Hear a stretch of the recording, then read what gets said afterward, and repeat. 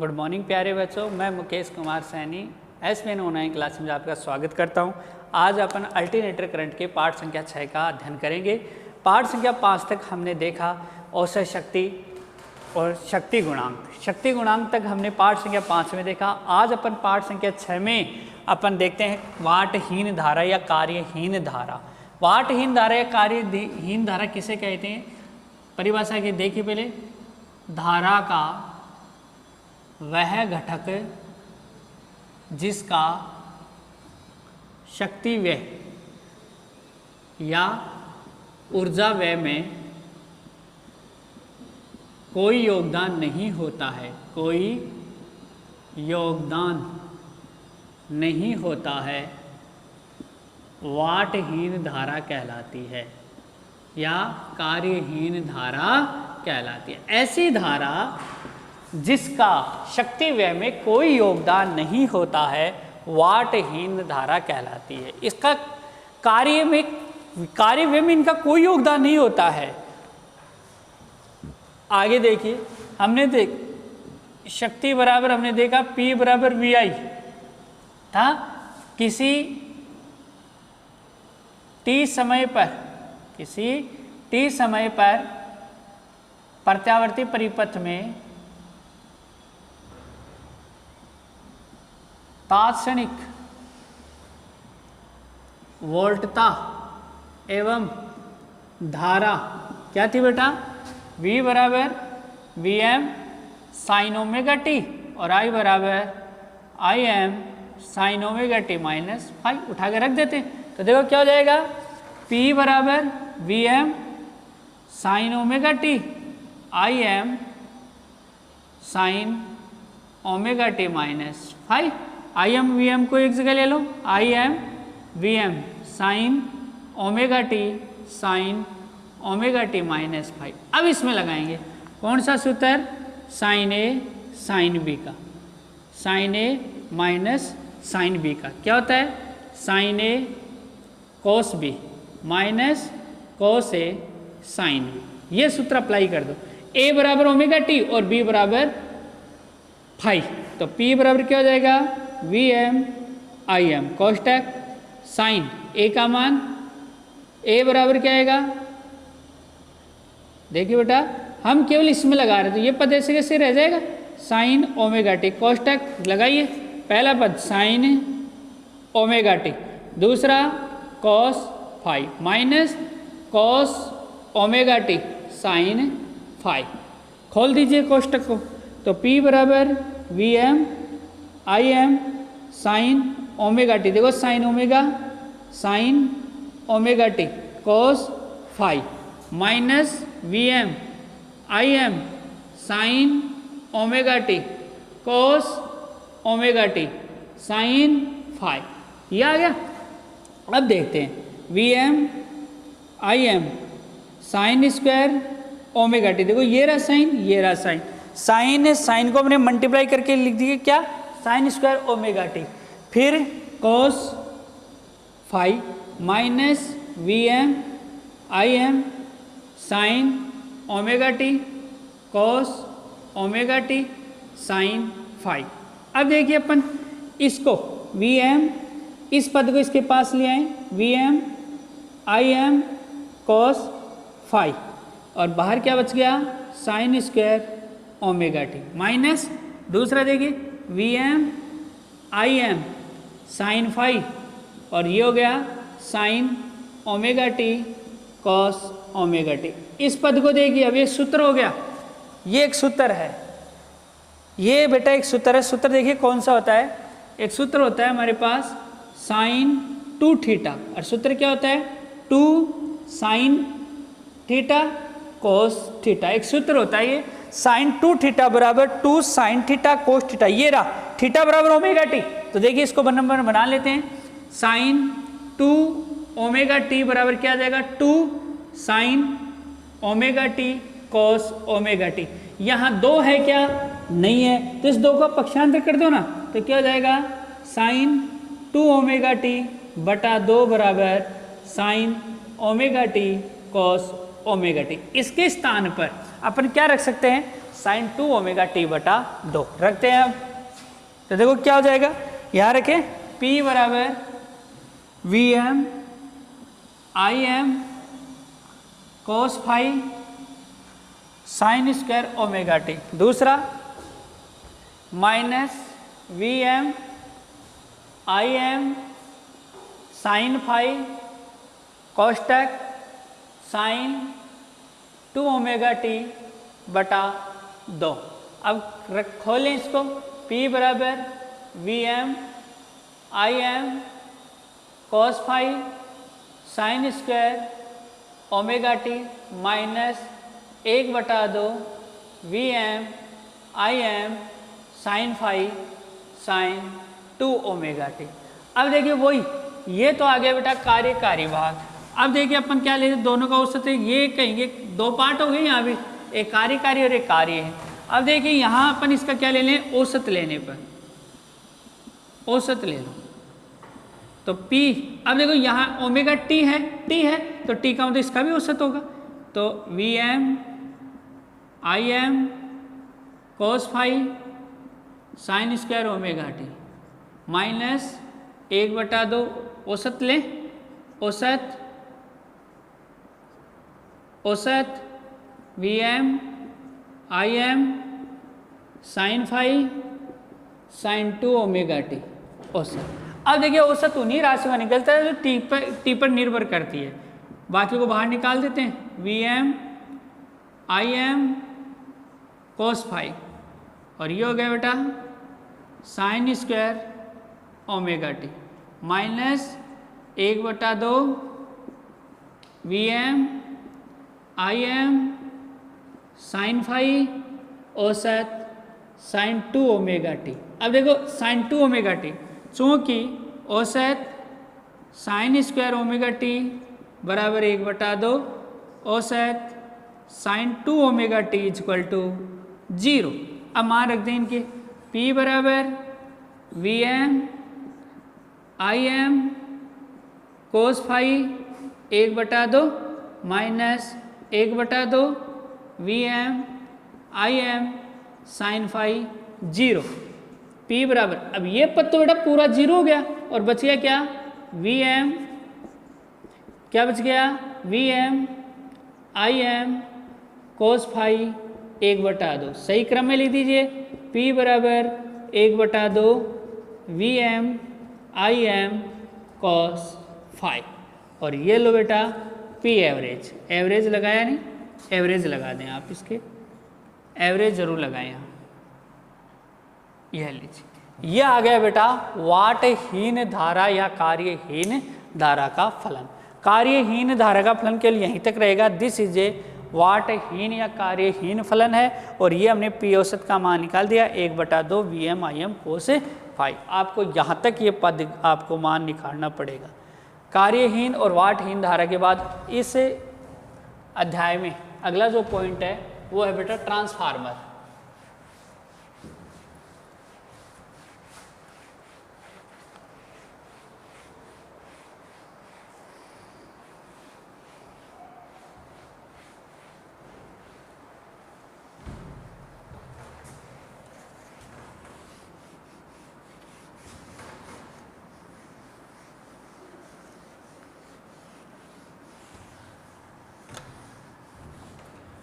अगला जो पॉइंट देखते हैं वो है बेटा ट्रांसफार्मर। देखिए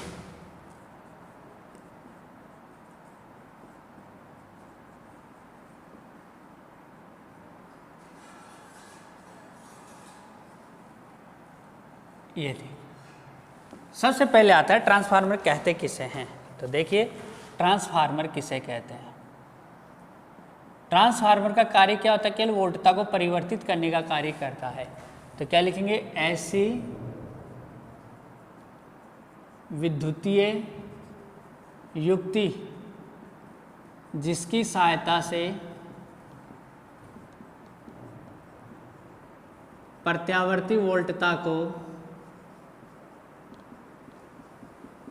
परिवर्तित किया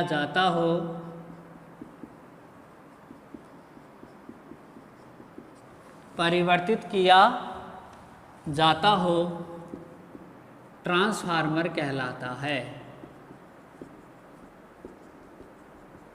क्या बेटा? ऐसी युक्ति जिसकी सहायता से प्रत्यावर्ती वोल्टता को परिवर्तित किया जाए, मतलब उसको बदला जाता हो, ट्रांसफार्मर कहलाता है। आगे देखिए, ट्रांसफार्मर अन्योन्य प्रेरण के सिद्धांत पर कार्य करता है। और अन्योन्य प्रेरण सिद्धांत अन्योन्य प्रेरण हमने चैप्टर संख्या 9 में विद्युत चुंबकीय प्रेरण में देखा। क्या होता है अन्योन्य प्रेरण? कि जब किसी एक कुंडली में विद्युत धारा प्रवाहित की जाती है, जब किसी एक कुंडली में विद्युत धारा प्रवाहित की जाती है, तो इस कुंडली के पास रखी दूसरी कुंडली में भी क्या होता है बेटा? विद्युत धारा प्रवाहित होती है, जिस कारण उसमें प्रेरित विद्युत वाहक बल और धाराएं उत्पन्न होती है, जिसे क्या कहते हैं बेटा? अन्योन्य प्रेरण कहते हैं। मतलब प्रथम कुंडली में धारा प्रवाहित करेंगे और द्वितीय कुंडली में विद्युत चुंबकीय प्रेरण उत्पन्न हो, जिसको चुंबकीय फ्लक्स उत्पन्न हो या विभवांतर प्रेरित विद्युत धारा और प्रेरित विद्युत वाहक बल उत्पन्न होता हो, अन्योन्य प्रेरण कहलाता है। और चैप्टर संख्या 9 में इसकी आप परिभाषा देख सकते हैं। ट्रांसफार्मर क्या होता है? ऐसी विद्युतीय युक्ति जिसकी सहायता से प्रत्यावर्ती वोल्टता को परिवर्तित किया जाता है। क्या कहलाता है? ट्रांसफार्मर कहलाता है। ट्रांसफार्मर अन्योन्य प्रेरण के सिद्धांत पर कार्य करता है। अब इसके बाद होती है इसकी बनावट। कैसी होती है इसकी बनावट? तो सबसे पहले अपन इसका डायग्राम बनाते हैं। देखिए,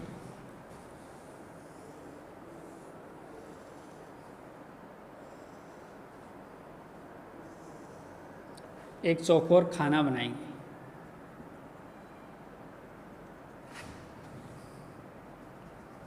ये केवल बेटा इसकी बाहरी स्ट्रक्चर होती है। क्या होती है? इसकी बाहरी स्ट्रक्चर होती है।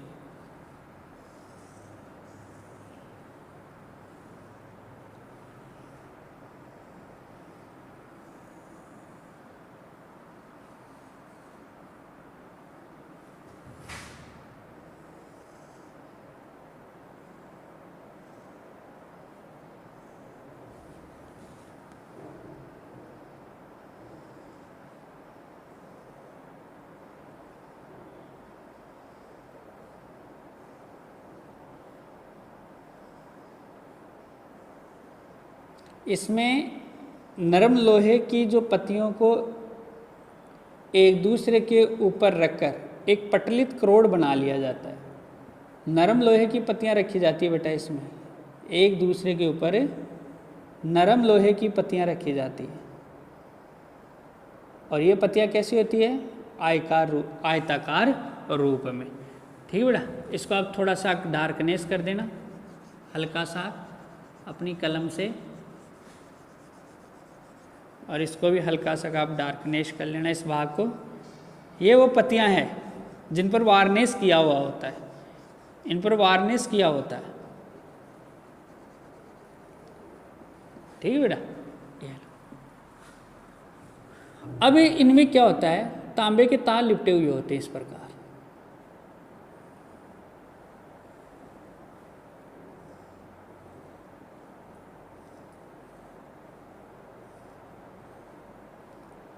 आप चाहें तो अंदर घुंडी दे सकते हैं।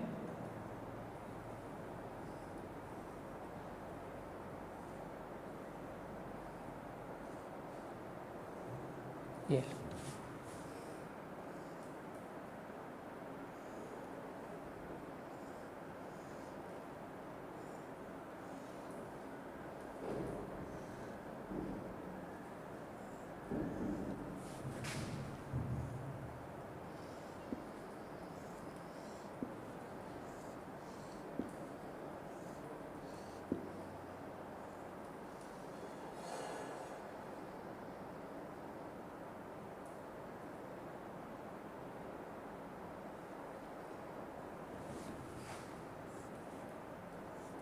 इसके सिरों पर है वो P वोल्टेज उत्पन्न होगा और इसके सिरों पर VS वोल्टेज उत्पन्न होगा। इसे कहेंगे बेटा द्वितीयक कुंडली, सेकेंडरी कुंडली, द्वितीयक कुंडली, और इसे कहेंगे बेटा प्राथमिक कुंडली, प्राइमरी कुंडली। ये करोड़ है, आयताकार करोड़। ये तांबे के तार लिपटे हुए हैं, तांबे के तार। इस प्रकार की इसकी बनावट होती है। इसका प्रतीक भी होता है, तो इसका प्रतीक आप इस प्रकार बना सकते हैं।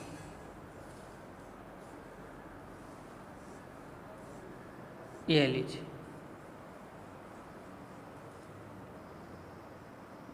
ये इसका वो का वो ये हो गया Vp प्राइमरी कुंडली पर वोल्टेज, Vs सेकेंडरी कुंडली पर वोल्टेज। ठीक बेटा, ये ट्रांसफार्मर के क्या है बेटा, प्रतीक है, ट्रांसफार्मर का प्रतीक। सिंबल जो पूछे तब आप उसका इस प्रकार सिंबल बनाएंगे, और स्ट्रक्चर पूछे तो आप इस प्रकार की इसकी स्ट्रक्चर बनाएंगे। सबसे पहले देखो बनावट क्या होती है। इसमें नरम लोहे की आयताकार पट्टियों को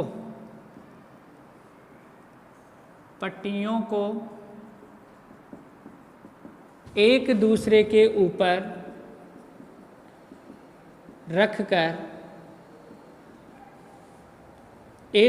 ऊपर रखकर एक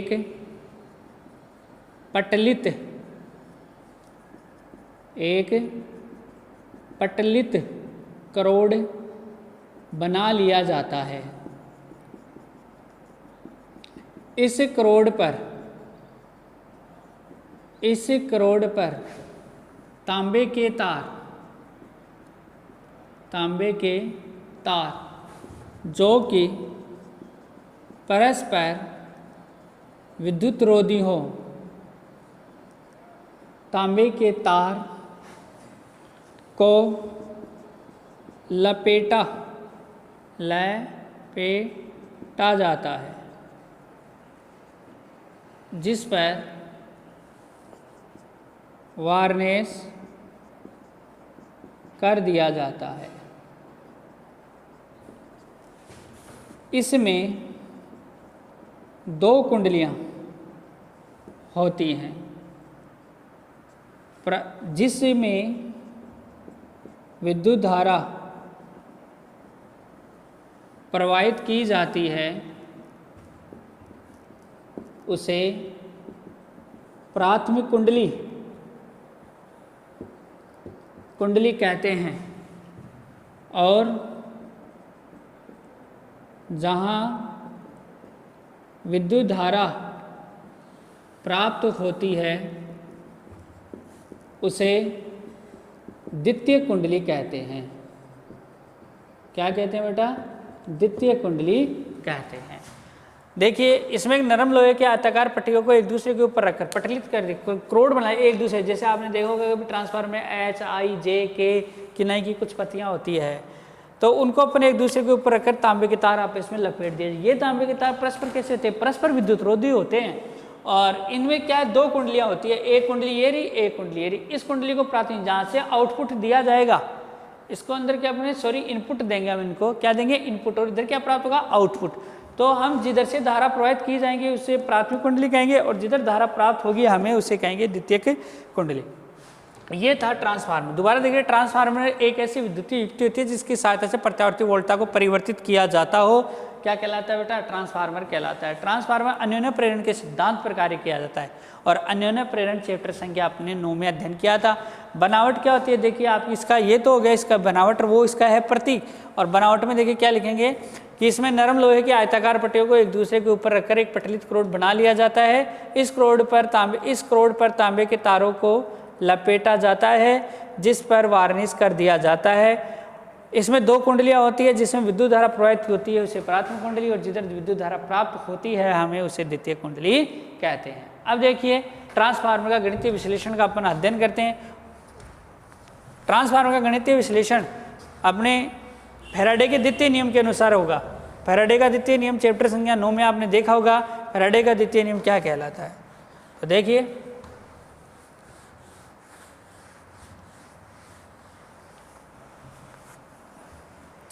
बेटा आगे क्या आता है? गणितीय विश्लेषण। ट्रांसफार्मर का गणितीय विश्लेषण।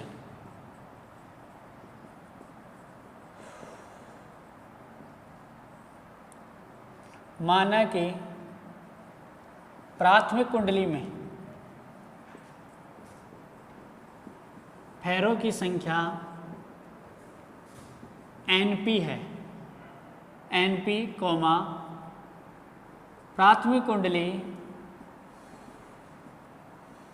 के सिरों पर विभव Vs उत्पन्न होता है।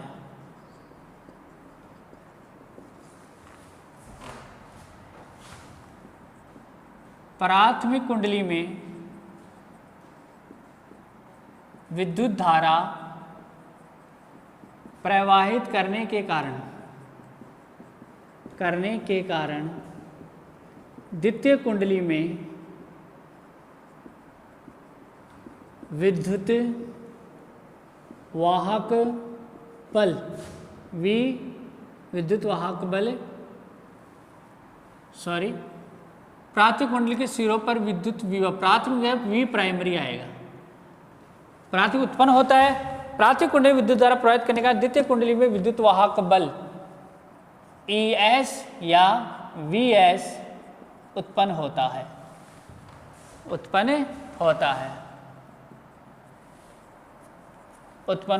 माना कि द्वितीय कुंडली में फेरों की संख्या NS है, अतः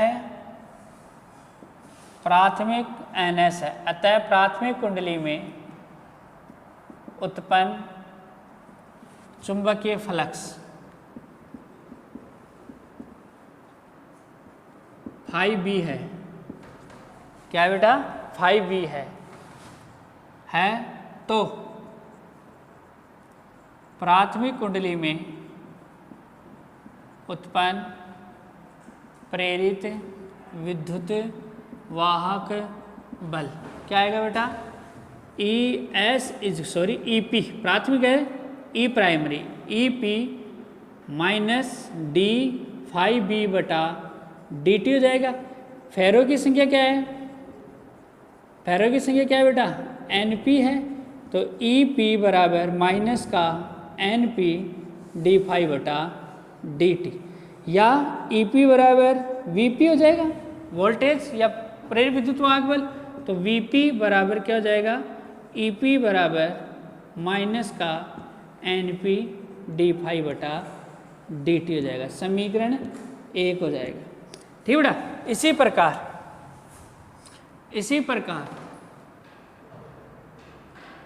प्रकार द्वितीयक कुंडली में उत्पन्न फ्लक्स फाई B है, फ्लक्स वही का वही है तो द्वितीय कुंडली में उत्पन्न प्रेरित विद्युत वाहक बल क्या हो जाएगा? ES equal to minus D phi B बटा DT। यदि फेरों की संख्या NS है तो ES बराबर माइनस का NS D फाई बटा DT। E बराबर VS तो क्या हो जाएगा?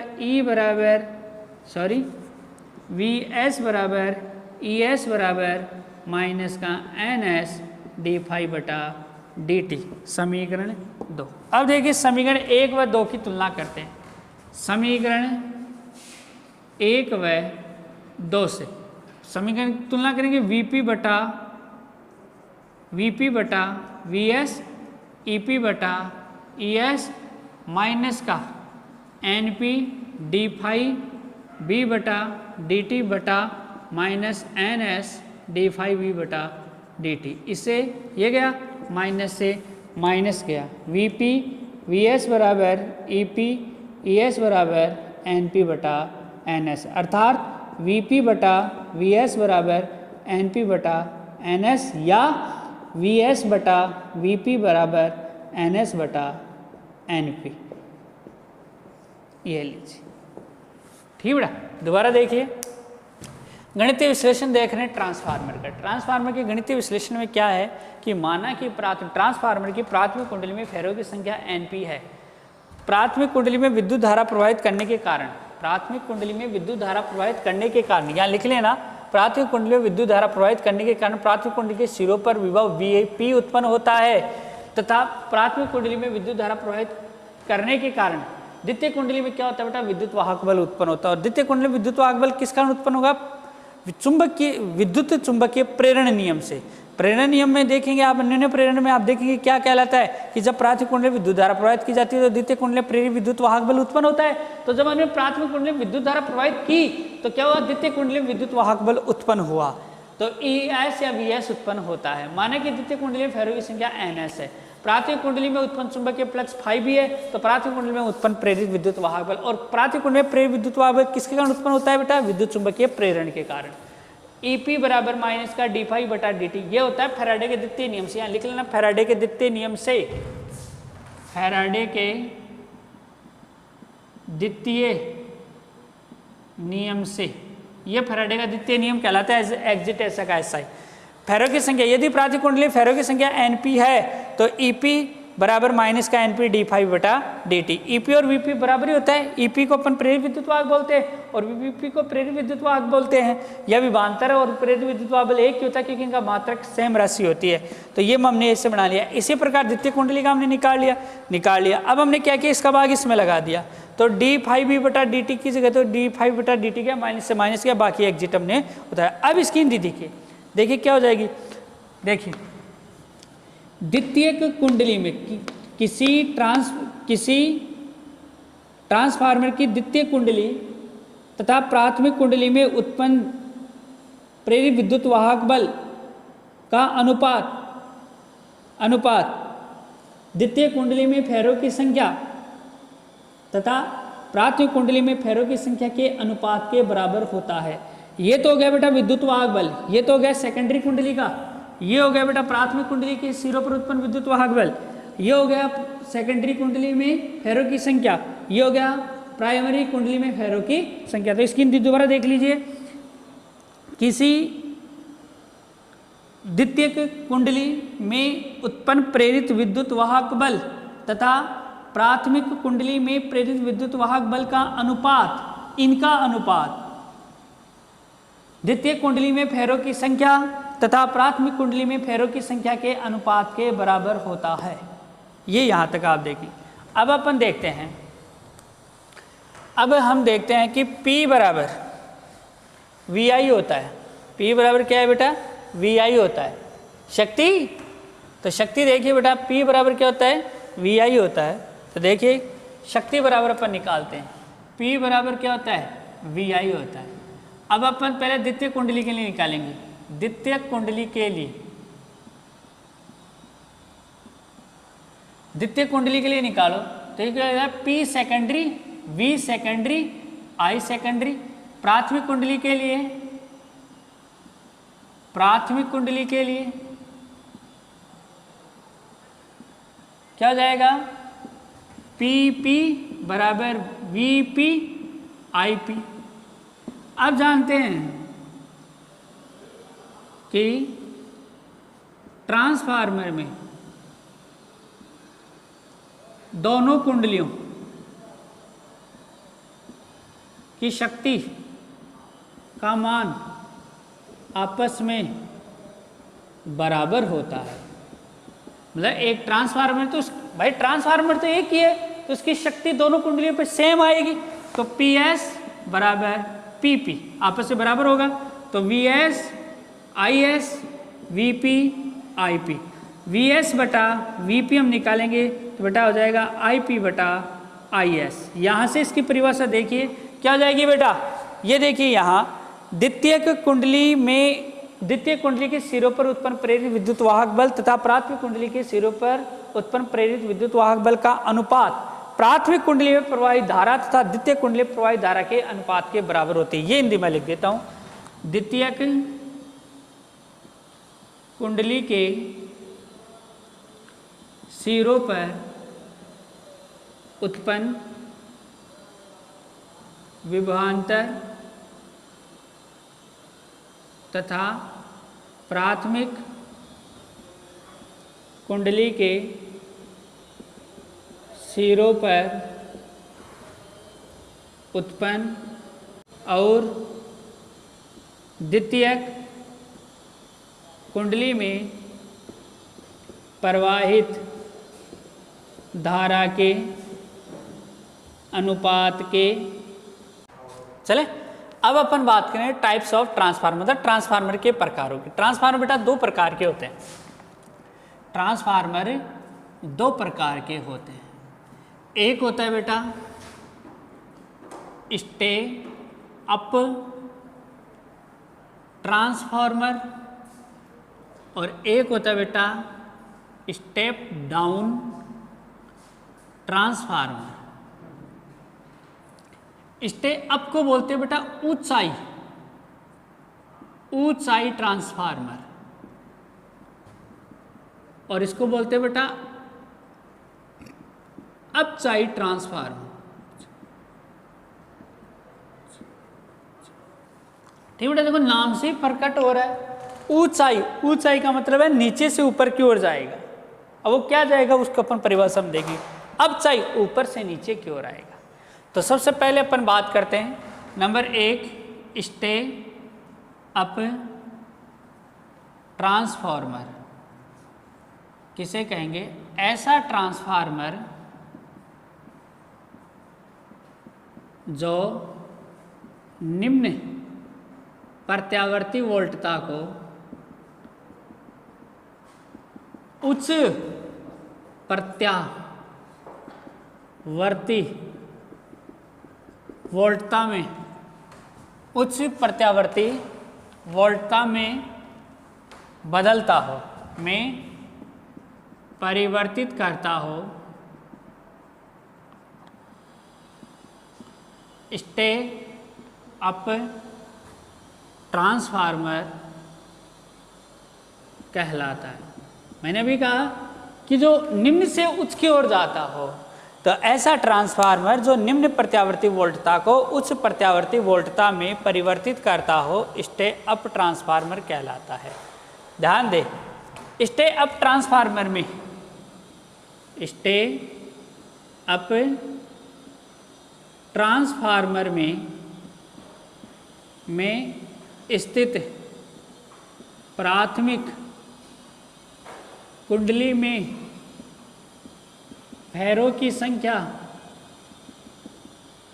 द्वितीयक कुंडली में फेरों की संख्या से कम होती है। इट मीन्स क्या होता है बेटा कि स्टे अप ट्रांसफार्मर की प्राथमिक कुंडली में फेरों की संख्या कम होगी। किसकी तुलना में? सेकेंडरी कुंडली की तुलना में। ठीक है, इसकी प्राथमिक कुंडली में फेरों की संख्या कम होगी। इसी कारण ये क्या करेगा, द्वितीय कुंडली में फेरों की संख्या ज़्यादा होगी तो निम्न जाएगी और उसको उच्च में बदलेगा। इसके लिए ये देखिए क्या होता है, इसमें जो होता है फेरों की संख्या की बात करें तो एनपी में ज़्यादा होता है। किसकी तुलना में? एनएस की तुलना में। फेरों की संख्या एनपी, फेरों की संख्या ज़्यादा होती है किसकी? एनएस की तुलना में। तो इसका विद्युत वाहक बल भी वो ज़्यादा होगा। भाई जो निम्न को क्या करेगा, निम्न को क्या करेगा बेटा? उच्च में बदलने का कार्य करेगा। तो इसका मतलब कम आ रहा है वोल्टेज और उसको क्या करेगा? बढ़ाने का कार्य करेगा। बट धारा जो होती है वो बेटा इसके जस्ट अपोजिट होती है। धारा जो होती है वो जस्ट इसके अपोजिट होती है, विपरीत होती है। किसके अनुसार? इसके अनुसार। तो ध्यान दे कि एनपी प्राइमरी नहीं आएगा बेटा, सेकेंडरी आएगा। गलती कर दिया, सेकेंडरी करो यहाँ। सेकेंडरी में फेरों की संख्या, द्वितीय कुंडली फेरों की संख्या अधिक होती है प्राथमिक कुंडली की संख्या की तुलना में। Secondary primary, secondary primary, primary secondary. और विद्युत वाहक बल जब फेरों की संख्या सेकेंडरी में ज़्यादा होगी तो विद्युत वाहक बल डेफिनेट है वहाँ ज़्यादा आएगा। आएगा कि नहीं आएगा? इसी प्रकार नंबर 2 स्टेप डाउन ट्रांसफार्मर। इसमें क्या होगा? ऐसा ट्रांसफार्मर जो उच्च प्रत्यावर्ती वोल्टता को निम्न प्रत्यावर्ती वोल्टता में रूपांतरित करता हो, में रूपांतरित या परिवर्तित करता हो स्टेप डाउन ट्रांसफार्मर कहलाता है। अब स्टेप डाउन जो ट्रांसफार्मर होता है उसमें देखिए आप, इसकी प्राथमिक कुंडली में, इसकी प्राथमिक कुंडली में फेरों की संख्या द्वितीय कुंडली के फेरों की संख्या से अधिक होती है। क्या होगा कि स्टेप जो डाउन ट्रांसफार्मर होता है उसकी द्वितीय कुंडली में फेरों की संख्या ज़्यादा होगी। तो अब इसको बनाएंगे NP greater than NS, NP greater than NS but NP less than IS less than IP। ये लीजिए, इस प्रकार ये आपका क्या आता है, स्टेप डाउन ट्रांसफार्मर आता है। ऐसा ट्रांसफार्मर जो निम्न प्रत्यावर्ती वोल्टता को उच्च प्रत्यावर्ती वोल्टता में परिवर्तित करता हो क्या कहलाता है, स्टेप डाउन ट्रांसफार्मर कहलाता है। इसकी प्राथमिक कुंडली में फेरों की संख्या ज़्यादा होगी, इसके प्राथमिक कुंडली में फेरों की संख्या कम होगी। इसका मतलब NS इसमें ज़्यादा आएगा, इसमें NP ज़्यादा आएगा। वोल्टेज क्या भी स्थिति वो की वही होती है, फेरों की संख्या ज़्यादा तो वोल्टेज भी ज़्यादा, फेरों की संख्या इसमें ज़्यादा तो इसकी वोल्टेज भी ज़्यादा, बट धारा दोनों की परिवर्तित हो जाती है। ये स्टेप डाउन और स्टेप ट्रांसफार्मर कहलाता है। अब इसके आगे देखिए बेटा, ट्रांसफार्मर का उपयोग क्या आता है बेटा, ट्रांसफार्मर का उपयोग किस किस में किया जाता है। तो सबसे पहले देखिए, ट्रांसफार्मर का उपयोग बेटा शक्ति पारेषण में अर्थात शक्ति वितरण में किया जाता है। मतलब एक स्थान से दूसरे स्थान पर धारा को पहुंचाने के लिए ट्रांसफार्मर का उपयोग किया जाता है। ट्रांसफार्मर का उपयोग नंबर 1 बेटा शक्ति वितरण में, शक्ति वितरण में या पारेषण में। नंबर 2 आता है बेटा रेडियो में, टेलीविजनों में, ETC विद्युतीय उपकरण कह सकते हैं आप, विद्युतीय उपकरणों में। दूसरा आता है बेटा, तीसरा आता है वोल्टेज परिवर्तन में। ट्रांसफार्मर जो होता है वो इसके उपयोग है ये।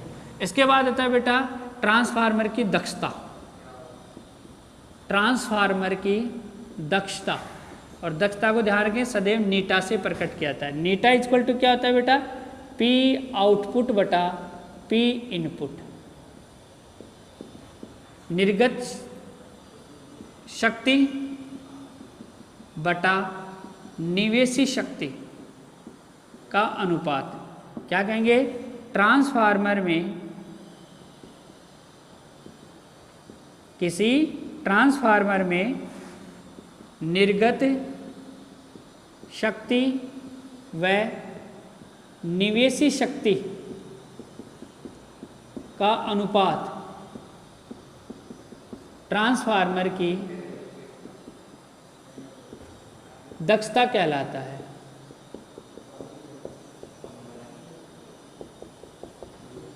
P आउटपुट बटा P इनपुट। आप ध्यान रखें कि किसी ट्रांसफार्मर में निर्गत शक्ति व निवेशी शक्ति का अनुपात ट्रांसफार्मर की दक्षता कहलाता है। इसे नीटा द्वारा व्यक्त किया जाता है, इसे नीटा द्वारा व्यक्त किया जाता है। ध्यान दें, ट्रांसफार्मर की दक्षता जो होती है वो P आउटपुट बटा P इनपुट होती है। सीधी सी परिभाषा का अनुपात क्या कहलाता है, ट्रांसफार्मर कहलाता है। ठीक बेटा, यदि P आउटपुट बराबर P इनपुट हो तो ट्रांसफार्मर की दक्षता 1 होती है, अर्थात 100% होती है। जैसे इसको अपन परसेंट में बदलें तो नीटा इक्वल टू क्या आ जाएगा, P आउटपुट बटा P इनपुट इंटू 100%। ये प्रतिशत में कन्वर्ट हो गया। तो इस प्रकार आप इसको प्रतिशत में बदल सकते हैं। परंतु ऐसा ट्रांसफार्मर बनाना अभी असंभव है, जो कि दिए गए पूरे इनपुट को दिए गए पूरे इनपुट को आउटपुट में बदल दे। ऐसा ट्रांसफार्मर भी बनानी है जो दिए जितना उसको आउटपुट दिया जाता है उतना ही वो क्या करे, इनपुट में उसको कन्वर्ट करे। जितना उसको अपन देंगे उतना ही तो वो देगा। ऐसा ट्रांसफार्मर भी बनना संभव नहीं हुआ जिसकी दक्षता क्या हो बेटा, 100% हो। ऐसा ट्रांसफार्मर भी बनानी है जिसकी दक्षता क्या हो, 100%। अब आता है बेटा ट्रांसफार्मर में लॉस, ट्रांसफार्मर में हानियां या ट्रांसफार्मर की हानियां। ट्रांसफार्मर की हानियां, नंबर 1 ताम्र हानि। जो तांबा लगाया जाता है उसके कारण क्या होता है बेटा, ऊर्जा का लॉस होता है। मैंने अभी बताया ना कि ऐसा ट्रांसफार्मर भी बनानी है जिसकी दक्षता 100 हो। जैसे मान लो ताम्र हानि, तांबे के कारण उसमें क्या होती है, कुछ ना कुछ ऊर्जा का क्या हो जाता है बेटा, व्यय हो जाता है। नंबर 2 बेटा शैथिल्य हानि। शैथिल्य हानि अपने चैप्टर संख्या शैथिल्य पास किया था, उसके कारण BH वक्र, और वहां मैंने ताम्र हानि बताई थी वहां, और वहां ये शैथिल्य हानि मतलब जो शैथिल्य होता है, BH वक्र होता है, उसके कारण भी क्या होती है बेटा, इसके हानि होती है। चुंबकीय क्षरण के कारण हानि, क्षरण के कारण हानि क्या होता है कि जब कुंडली में विद्युत धारा प्रवाहित की जाती है तो उसमें फ्लक्स उत्पन्न होता है, चुंबकीय फ्लक्स उत्पन्न होता है, और चुंबकीय फ्लक्स जो होता है ना उसके कारण भी क्या होती है, इसमें बेटा ट्रांसफार्मर में हानि उत्पन्न होती है। आज के लिए बस इतना ही, धन्यवाद।